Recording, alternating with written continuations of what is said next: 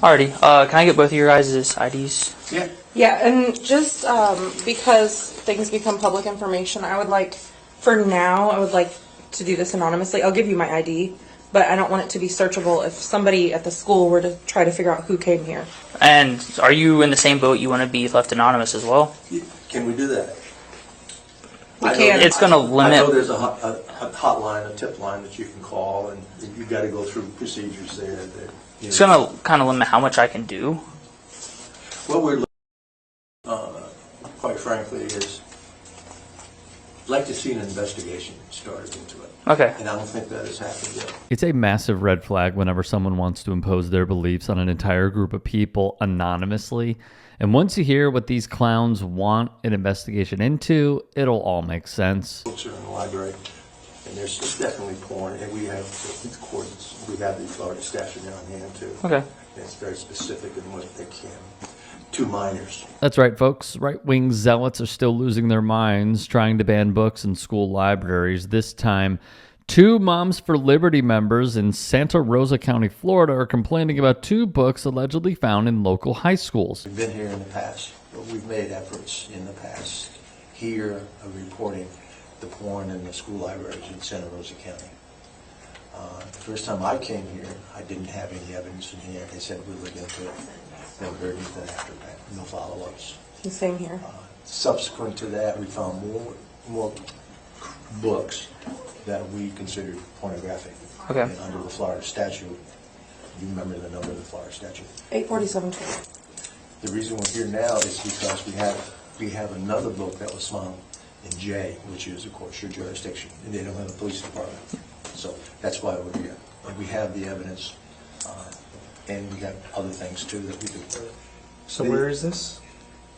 I got this book from Jay. That J book High was checked School. out by 7, which is important for a minor Now, school library. the other thing that makes it really important is the fact that we've already turned in this book, which under House Bill 1069, which has passed and is law now, it kind of works in together with 847.12. For those of you not up to date on Florida state law, House Bill 1069 per the ACLU severely limits and controls materials taught in public school sex ed programs, while also giving citizens the power to challenge any bit of classroom material that resembles sexual conduct, further empowering right-wing anti-LGBTQ plus organizations like Moms for Liberty. But the wedged-in subsection of statute 847012 goes even further than House Bill 1069 in the legal protections that it affords to people and groups who want to challenge supposed sexual content found in schools,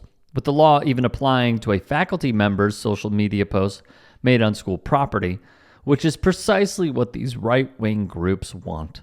Total control over how other people want to live their lives. Have you brought They this to left the it. school board and to the school? Yes, Deaf ears. multiple times. Deaf ears. We, in fact, I've read some of these books out loud at the school board meetings to try to get the word out to parents who are listening at home. And they don't stop me. Under the law, if they stop you, they have to remove the book. They won't stop us. They are arguing. At first, they tried to say these books aren't in the schools. Then we proved that they were in the schools, and we made a big deal about it publicly. And then they said, okay, well, some of the books are in the schools, but we've taken care of it now. We have a process in place where, as we find them, we're getting rid of them. They're leaving them on the shelves. Okay. Some of them are getting removed. Some of them are in quarantine. This one was supposed to be removed. It was not removed. And then in addition to that, a librarian checked it out to a 17-year-old student. The book Jennifer Tapley is currently holding and complaining about is called Storm and Fury, which, contrary to what Tapley and fellow Moms for Liberty member Tom Gursky have said so far, is a book about humans teaming up with ghost-like gargoyles to fight demons. And the book was even recommended for teens to read by the state's Media and Education Board. Author Jennifer L. Armentrout told Judd Legum of Popular Information that she wrote the book to educate the public about her and the main character's eye disease in a fun and engaging way, correctly pointing out the sheer absurdity of wasting our tax dollars on such petty and non-existent issues. But that's obviously not going to stop her and Gursky's crusades. This is the head librarian of the school district. This is a screenshot showing she has been a member of Santa Rosa County stopped Moms for Liberty since May. Then Jennifer goes after the school district's head librarian for having the audacity to protect her students' rights to explore and read what they want to. This is the head media specialist, which is the head librarian over the whole district. So she's not in charge of a library. She's in charge of all the librarians. And she is fighting us actively, fighting against what they call this book banning. It's not book banning. We just want them moved out where they were never supposed to be there in the first place.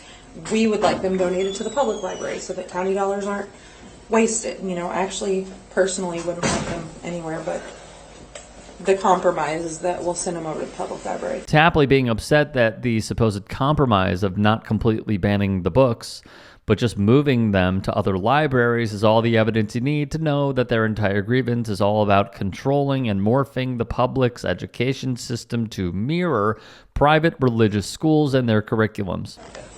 The governor says this is it's a serious crime. It's just as serious as if I handed a Playboy to her right now, right here in front of you.